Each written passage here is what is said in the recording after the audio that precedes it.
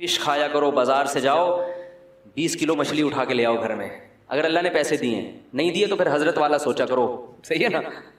جو ہمارے حضرت سوچتے تھے بھائی اللہ نے دیے ہوتے تو اللہ نے مچھلی ضرورت ہوتی تو اللہ پیسے بھی دے دیتا, اگر اللہ نے دیے ہیں تو کیا کرو, فشری جاؤ 20 کلو مچھلی اٹھا کے لاؤ, بیگم سے بولو روزانہ ناشتے میں بھی فش, دوپہر کھانے میں بھی فش, اور رات ڈنر میں بھی فش.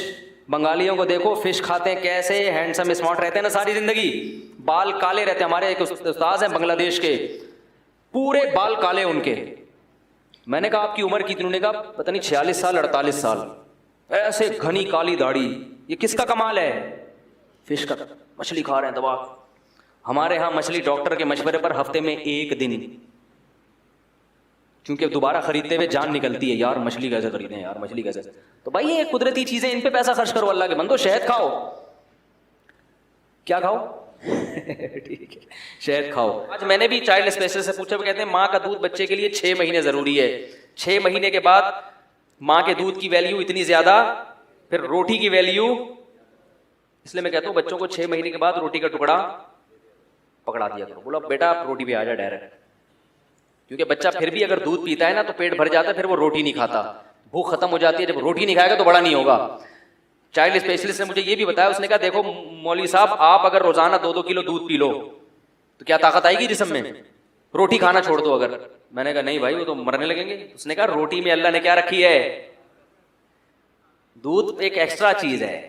کھانچا وانچا اگر کہیں میدے کا خالی رہ گیا ہے, جو روٹی وہاں تک پہنچ نہیں سکی, تو کھانچے بھرنے کے لیے کیا کیا جاتا ہے آخر میں, دودھ پی لو.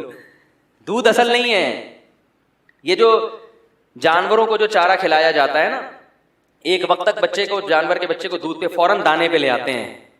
تو میں نے مویشی والوں سے پوچھا, وہ کہہ رہے ہیں اگر بچے کو, بکری کے بچے کو دانا نہ کھلائیں تو وہ موٹا تازہ نہیں ہوتا. تو مائیں بھی بچوں کو دودھ پلا پلا کے نا, نقصان یہ ہوتا ہے کہ وہ روٹی نہیں کھاتے. ہاں روٹی پہلے کھلاؤ پھر دودھ پلاؤ اس کو, پہلے پیٹ بھر کے روٹی کھانا سیکھے وہ, پھر ایکسٹرا میں دودھ بھی ضرور, بہت فائدہ مند چیز ہے. ہاں وہ جو حکیم بھیجا نا بادشاہ نے کہ صحابہ کرام بیمار ہوں گے تو یہ علاج کرے گا, تو آپ نے قبول کیا وہ حکیم کا تحفہ, مگر وہ حکیم سارا دن بیٹھ کے مکھیاں مارتا رہتا تھا. اس کے پاس کوئی مریض ہے بھائی نہیں. تو لوگوں نے پھر اس میں وہ حیران ہوا کہ یہ مسئلہ کیا ہے, کوئی بیماری نہیں ہوتا ان میں. پھر اس نے تجزیہ کیا تو انہوں نے کہا یہ لوگ جب تک شدید بھوک نہ لگے کھاتے نہیں ہیں, جب تک شدید بھوک نہ لگے کھانا کھاتے نہیں ہیں, اور جب تھوڑی سی بھوک رہ جاتی ہے تو چھوڑ دیتے ہیں پیٹ بھر کے. تو یہ ایک ایسا نسخہ ہے کہ اس کی وجہ سے بیماریاں دور ہو جاتی ہیں. آج کل جو بیماریاں ہیں نا پھوڑنے کی وجہ سے ہیں. کھانے سے انسان بیمار نہیں ہوتا, بیمار ہوتا ہے بولو بھائی پھوڑنے سے. ہم لوگ کھاتے نہیں ہیں, ہم کیا کرتے ہیں, پھوڑتے ہیں. ہمارا بس نہ چلے پلیٹ بھی کھا جائیں, وہ تو چونکہ اسٹیل کی کانچ کی ہوتی ہے وہ پیٹ میں اتر نہیں سکتی, ورنہ بچے کھا جائیں لوگ, ایسے کھایا جاتا ہے, اس لیے بیمار ہوتے ہیں. اٹھتے ہی نہیں, جب تک بالکل اب ڈر ہوتا ہے نا پھٹ جائیں گے دھماکے تو پھر ہاتھ روکتے ہیں. تو یہ بڑا نسخہ ہے کہ جب تک شدید بھوک نہ لگے کھاؤ نہیں, اور پیٹ بھر کے نہ کھاؤ. جب بھوک تھوڑی سی, اس میں زیادہ نہیں, بہت تھوڑی سی, بھی 1-2 نوالے اور کھانے کا دل چاہ رہا ہے تو بس 1-2 نوالے چھوڑو, تو وہ اگلے وقت میں تو جلدی ہضم بھی ہو جائے گا, بھوک بھی زیادہ لگے گی. خیر, فیس پہ دانے نکلتے ہیں جس کی وجہ سے وضو ٹوٹ جاتا ہے. ہلکا سا خون نکلنے سے وضو نہیں ٹوٹتا. خون نکل کے جب اپنی جگہ سے بہہ کے دوسری جگہ چلا جائے گا پھر جا کے وضو ٹوٹے گا. اور فیس پہ جو دانے نکلا کریں اس کو پھوڑا نہ کریں, ہمیشہ کے لیے نشان پڑ جاتا ہے. یہ جو ہے نا ایلو ویرا, گھی کوار, یہ بڑی خاندانی چیز ہے. اس کا پودا اپنے گھر میں لگائیں. جن کو فیس پہ دانے, خارش, کھجلی یہ چیز ہوتی ہے نا, تو وہ اس کا پیسٹ بنا کے منہ پہ لگا لیں تھوڑی دیر کے لیے, پھر دھو لیں. تو اس سے وہ جراثیم مراسیم کیا ہوتے ہیں. اور یہ جو کریمیں مارکیٹ میں آ رہی ہیں نا فیس کو فریش کرنے کے لیے, یہ فیس کا بیڑا غرق کر رہی ہیں. ایک ڈاکٹر کی بات بتاؤں, بہت بڑے ڈاکٹر ہیں, انہوں نے یہ بات کہی, میں نے خود براہ راست سنی ہے, کہ جو بھی چیز کھانے پینے کی جس کا ایڈورٹائز آ رہا ہے وہ نہ کھاؤ.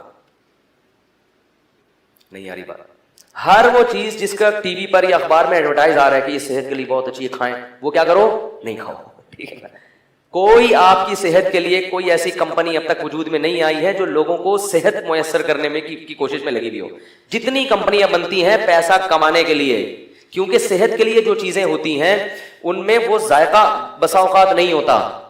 سمجھ رہے ہو نا, تو ٹیسٹ گین. اب دیکھو ملائی, جو بلائی ہم کھاتے ہیں, جو پیکنگ کی بلائیاں ہیں ان میں ذائقہ اچھا ہوتا ہے. جو آپ بھینس کے دودھ سے اوپر اتارتے ہو اس میں ذائقہ ہوتا ہے, وہ ذائقہ نہیں ہوتا.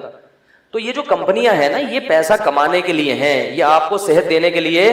صحت تو ڈاکٹر نہیں دے رہا آپ کو آج کل, اللہ ماشاء اللہ چند جو بیان میں بیٹھے ہوئے ان کے علاوہ ڈاکٹر جو ہے صرف وہی جو ڈاکٹر ہے وہ آپ کے ساتھ خیر خواہ نہیں ہے. تو کمپنیاں آپ کو جناب ایسی کریمیں دیں گی جس سے آپ کی جلد اچھی ہو جائے, وہ صرف شادی میں جانے کے لیے اچھی ہوتی ہے. کریم لگائی آپ نے ولیمے میں گئے, لوگ واہ بھائی ماشاء اللہ بڑی بڑا نور آیا ہوا ہے.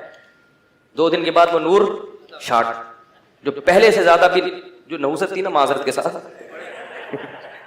نور بھی گیا اور پہلے سے زیادہ نحوست. شیمپو, میں الحمدللہ کبھی شیمپو میں نے اللہ ماشاء اللہ ہمیشہ صابن سے نہاتا ہوں. اسی وجہ سے میرے بال اب تک کالے ہیں. میرے جتنے بھائی ہیں ان کے بال دیکھو, میرے ابھی تک کوئی کالا کوڑا نہیں لگا رہے, سب کالے بال ہیں میرے. تو میں نے کبھی شیمپو نہیں لگایا. یہ شیمپو وقتی طور پر ریشمی بال اور یہ یوں ایسا آدمی کہتے ہیں واہ بھائی واہ, اس کے بعد اس کی عادت, اس میں کیمیکل ہوتے ہیں, اس کی عادت پڑتی ہے آپ کو. نہیں لگائیں گے تو جیسے اسپرے آ رہا ہے نا, یہ جو آپ کھیتوں میں اسپرے کرتے ہیں, ان اسپرے جو اسپرے ہے نا انہوں نے ہماری کھیتیوں کا کیا کر دیا ہے, بیڑا گرک. اب اگر وہ اسپرے نہیں کرے تو کھیتی پیدا ہی نہیں ہوتی. تو اپنے آپ کو ان مصنوعی چیزوں کا عادی بولو بھائی مت بناؤ. تو اگر یہ جو خاص طور پہ خواتین کے ساتھ مسائل ہوتے ہیں, یہ ایلو ویرا ہے, اسی کی جیل ہے, اسی کی جیل کی دوائیں بنتی ہیں, وہ لے لیتے ہیں. ارے بھائی یہی اللہ نے پیدا کر دیا, اسی کو لگا لو.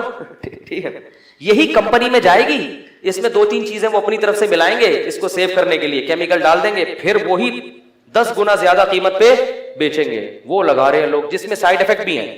اور جو اللہ نے اتنا آسان رکھ دیا, یہ ایلو ویرا امریکہ میں اتنا مہنگا ہے, کسی نے بتایا کہ کوئی تجارت کرنا چاہتا ہے نا ایلو ویرا کے جیل بنا بنا کے ایکسپورٹ کرنا شروع کر دے. اور ہمارے ہاں یہ جگہ جگہ اگا ہوا ہوتا ہے. اس دن میں احسن آباد سے گزر رہا تھا, ایک آدمی نے اتنے ایلو ویرا کے پودے لا کے پھینکے, بولے یار یہ میں نے اٹھا لیے وہ. میں نے کہا لے بھائی, میں نے اپنے سب بچوں کو لے جا کے نا چمچے سے بھر بھر کے کھلا دی. میں نے کہا کھا لو, کیونکہ یہ اس میں بڑے پروٹین ہوتے ہیں, بچوں کے لیے بہت مفید ہے یہ. تو اس طرح کی قدرتی چیزیں استعمال کر لیں. شیمپو ویمپو کی بجائے سر میں دہی لگا لیں معذرت کے ساتھ, صحیح اپنے خرچے پہ. انڈا ونڈا لگا لیں. تو شیمپو بھی کرنے تو کر لیں, گھر میں پھڈے بازی نہ کریں جا کے.